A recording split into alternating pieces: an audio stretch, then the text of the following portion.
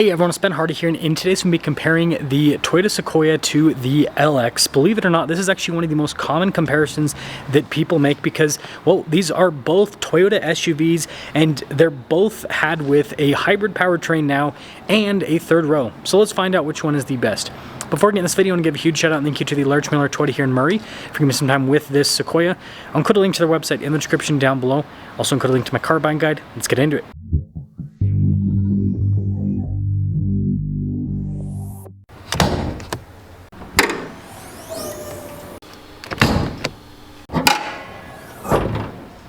So powering the LX is a twin-turbo 3.4-liter V6 that's paired to a 10-speed and a hybrid. Puts out 457 horsepower and then 583 pound-feet of torque. You can expect to get high teens for your average fuel economy with this vehicle. Now, something to note with this powertrain is there's a lot of redundancies built in to make it so that it's more reliable in certain ways. So, for example, if the hybrid system fails, you can still drive with just the engine. The Sequoia has the same powertrain. Power figures are a little bit less, well, horsepower at least, 437 versus the 457 that we have over there with the LX, but torque is the same at 583 pound-feet, and fuel economy is actually the same as well. Even though this is a bigger vehicle, it's a part-time four-wheel drive system, which helps out quite a bit with getting better fuel economy. Now, before we move forward with this comparison, I do want to mention if you want to see more videos just like this, then I recommend you subscribe because I post content every single day. Now, both of these have massive front ends. The Lexus definitely goes all out with its crazy waterfall grille. And you can see you've got fog lights in terms of features. And then this Overtrail version does come with skid plate protection underneath. Now, the Sequoia with the Tier D Pro package, I think definitely looks a lot sportier and frankly cooler overall. You got Tier D Pro there on either side. Marker lights with this as well. You've got the light bar there, front and center. Fog lights at the very bottom. And then you do have skid plate protection underneath, just like the LX. The Sequoia is about 10 inches longer than the LX, and it also has a wheelbase that's about 10 inches longer, and that's why the proportions on both these vehicles look very similar. But when it comes to tire and wheel setup, you got 18-inch wheels. You got the BBS forged wheels. They look absolutely fantastic. Got nice all-terrain tires. They're about 33 inches. You can fit larger tires if you want. Now, this comes with Fox shocks, Tier D tuned suspension, and all of that. Independent front suspension, but the suspension's fixed. It's not adjustable or anything like that. Got big old fender flares, side steps with this. But yeah, the big thing about the Sequoia is, well, it is a bigger vehicle. Now, the LX is definitely not a small vehicle. It's still 200 inches in length, roughly, and has a 112-inch wheelbase. But yeah, quite a bit smaller now. 33-inch tall tires are actually narrower with the LX versus what we have over there with the Sequoia. But this does have height adjustable suspension. This is in the lower setting, so you can raise it up for more clearance. And you got running boards just like what you have over there with the Sequoia. Now, since both of these are hybrid SUVs with solid rear axles, the storage situation does get a little bit funky. So with the Sequoia, they give you a shelf to kind of help out with the whole situation. But you notice you've got these buttons right here to raise and lower the seats. And with the shelf, you can have a flat load floor, but you always have this kind of dead space underneath. I shouldn't say dead space. You can use it for extra storage. But yeah, there's not a ton of space behind the third row itself. Now, the LX can be had with or without a third row. This one does not have the third row, and so you can see without the third row, you actually get a nice flat load floor here that's not extremely high. It is higher than a regular LX, but again, not too bad. If you get the third row, it raises it up quite substantially. You have a shelf situation similar to what you have in the Sequoia, but something to note is you're just not going to have as much space here on the back in general, because again, you have a vehicle that's about 10 inches shorter in overall length. Now, when it comes to rear style with the Sequoia, I think that it actually looks really cool. I love the sequential taillight design, and then you can see the little exhaust tips poking out the bottom. I think that, me and my wife personally own a previous gen Sequoia, but this new one looks a lot cooler. Finishing things up with the back of the LX, I definitely think that it's a good-looking rear end, unlike the front end that, well, only a mother could love, right? And I've got the front lined up pretty well, so you guys can see hopefully you can see the size difference. I mean, if I pop over on the other side with the Sequoia, you can see that it can kind of hide the LX, so the Sequoia is definitely longer. Now, a huge benefit with the Sequoia over the LX is going to be some stuff with the interior. So first off, you don't have as fancy of materials as you'll see in a moment, but I think they still look cool. They have a durable, kind of rugged feel to them. Legroom. You get so much more legroom in the Sequoia. And then you guys can see here with the cup holders up top, got your own climate zone. Now the third row, you do get pushed up a bit, but the third row is, I would say, still a little bit better than what you have in the LX space-wise. And so this right here is why you get a Sequoia over an LX, is if you want more passenger space in the second and in the third row. But when we take a look over at the LX, you can see that the trim is a lot more high quality, that is for sure. Take a look at the seats here. But yeah, it's a big difference. I mean, the difference that my wife and I see is a car seat in the back of this is very tight. You got to move the front seats forward quite a bit. Whereas in something like the Sequoia, you've got more than enough space for a car seat and to have the front seat back a substantial amount. So it's big. But I do want to mention the LX does have heated and ventilated seats for the second row. Got their own climate zone. So again, you're going to get more luxury with the LX. Now the theme of ruggedness kind of continues to the front of the Sequoia. You also have blind spot monitoring with the mirrors. Got all of our window controls here. The mirrors do power fold in. Got your memory seat function. I'll compare payloads. So $13.25 for the Sequoia. And let's actually compare weight as well. So the Sequoia weighs about 6,200 pounds. I bet they'll probably weigh almost the same amount.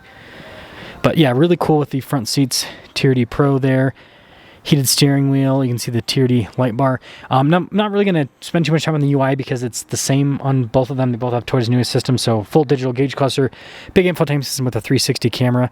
A lot of the differences are going to be like the steering wheel with the marker there and the shift head. Now this is a huge difference, is the four-wheel drive system here. So you'll notice we've got a part-time four-wheel drive system. You still have crawl control, multi-terrain select and all of that. But yeah, you don't have four-wheel auto or anything like that with the Sequoia. It's a little bit more old school from that perspective, but it also does have a rear locking differential. So quite a bit of off-road tech. Oh, and I do want to mention, it's got a panoramic sunroof too. And now taking a look at the LX again, nicer materials, just better build quality in general. I mean, that's a big part of the price you're paying is the build quality. Got memory seats, got blind spot monitoring, so a lot of the Lux features can be similar. $11.90 for the payload, so less payload, $74.50. So yeah, this weighs 6,200 pounds. So this weighs the same amount. And then really nice trim with the front seats are heated and cooled just like the Sequoia. Got your 360 camera button, power steering. I mean, you can see the layout of the gauge cluster and the infotainment system looks different, but the UI is pretty much the same, except for the secondary screen. That is LX specific. It's kind of stupid. Lexus has kind of admitted that they built this out before that screen was released.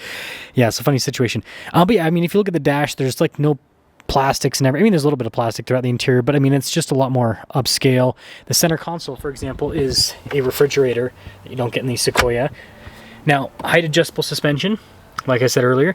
This has a center differential lock as well as, if we reach in here, you can see front and rear. And unlike the Sequoia, it has a full-time four-wheel drive system, still has a 2-speed transfer case, still has crawl control, multi-terrain select, and all of that. But yeah, definitely a better four-wheel drive system. So the LX here as equipped stickers are about $116,000 with this Overtrail package. That Sequoia stickers for about $83,000. So there's a pretty big price comparison. Now it did rain today and they literally just detailed this Sequoia. So we're actually going to use a different Sequoia for the driving. But I will talk about the Tier D Pro suspension and all of that. But the main comparison that I want to make is, does that thing drive a lot bigger? And then also, does the powertrain, since it's the same now, feel better in the LX or in the Sequoia? So let's get to it. So we're going to start off in the Sequoia first, and then we'll drive the LX second. Like I said, I didn't want to get that Tier D Pro dirty right after they detailed it, so we're going to take this one out that's already outside. I lived with the Tier D Pro for a week, so I'll just tell you, suspension-wise, the Tier D Pro is as comfortable as the LX, and a big part of that's just the longer wheelbase. Interesting. Now I've been handling, I will say the Tier D Pro does handle a little bit sharper than this version of the Sequoia. Sorry, let me just a little bit. Those Fox shocks, they help out with the cornering ability a bit, but interesting. So with the Tundra and the Sequoia, they kind of pipe in some audio.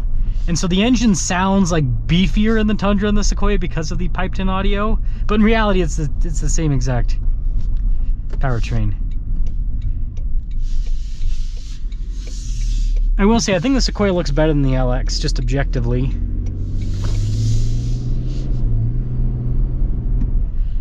Low-end torque is fantastic with this powertrain. Absolutely fantastic. Now they weigh the same, so the acceleration feel should be roughly the same. Even though the LX is like a smaller vehicle. Again, weight is weight.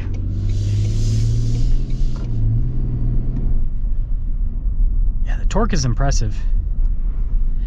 I'm kind of paying attention to like overall powertrain refinement and everything. Kind of seeing how that is.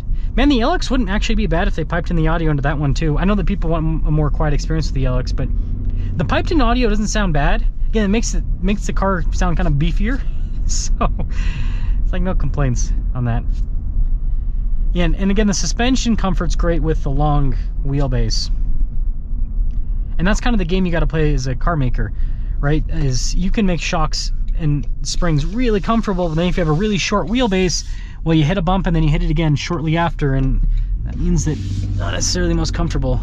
So we'll get one more acceleration. Again, I'm really trying to feel the difference with the engines. So with that being said, let's go pop into the LX and see if it's worth, I mean, again, I feel like a Tier D Pro is the most comparable you can get to the LX Overtrail in terms of packaging. And so you're $83 versus $116,000. $30,000 is a lot of money, so let's go see if it feels like it's worth $30,000 more. Well, I will say I prefer the real shifter in the Sequoia versus this little electronic gizmo. I'm not a fan of some of the luxury stuff in this. Like, it has soft closed doors, for example, too. Just too many. I think that Toyota Lexus, like, they can have the gimmicks in the Lexus, so I get it. But yeah, keep these gimmicks out of the Toyotas and give us the 300 series. Because I love this car. I just don't like all the gimmicks that it has. Now, I will say, the suspension might be slightly more comfortable in this. Ever so slightly. Now, that being said, this has the hydraulic unit. It does not have the air suspension. If you get an LX with the air suspension, it drives like crap. I hate it. I drove them back to back, and the hydraulic, you're better off getting hydraulic or no height adjustable suspension in the LX. Yeah, this is a bit more comfortable. The powertrain performance is smoother. And this is the same thing. My wife has a 21 Sequoia with 5.7, and I own a 2020 Land Cruiser with a 5.7 V8. The Land Cruiser V8, the power output's the same, feels so much smoother than the Sequoia. And it's kind of a similar thing here. So they tune the powertrain to be a little bit smoother. It actually doesn't sound, I mean, it doesn't sound too much different than the Sequoia. Yeah, it's definitely smoother. The suspension over these little bumps and everything, I think the Sequoia actually handled a little bit better with that longer wheelbase. But this is still very, very comfortable.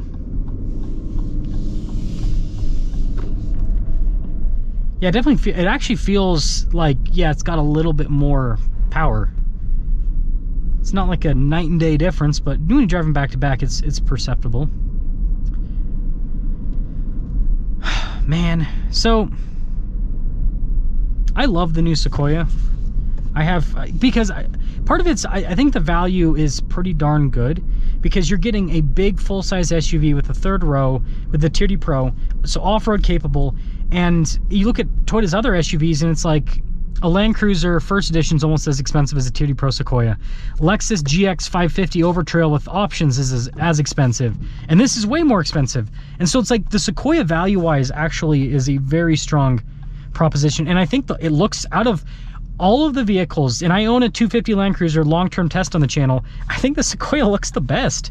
I love the proportions of that vehicle and just the overall style. Like, they knocked it out of the park. With that being said, the LX700H is objectively a better machine, but it better be, because this is $116,000. It's $30,000 more than $30,000, $33,000 more than the Sequoia. And I'll get you guys an acceleration to show you guys the last little thing here with the power band. But yeah, you do get, yeah, it feels like it's just got a little bit more. Anyways, you do get a much better built machine, but you have to decide value-wise if $33,000 is worth it. In my opinion, for most people, it's not worth it. Who would it be worth it for? If you're going to drive the car for hundreds of thousands of miles, the redundancies that this has will be worth it. If you're going to actually off-road the vehicles, the setup this has is going to be better all around for off-roading. The Sequoia is going to be a little bit better for high-speed off-roading, but this is going to be better for high-speed, middle speed, and low speed. You know, kind of like all of that combined into one. So that's kind of my 2 cents on that. I do think the LX is objectively a better machine, but it's also so much more expensive that I think the Sequoia is a much better value, and the Sequoia would make more sense for most people.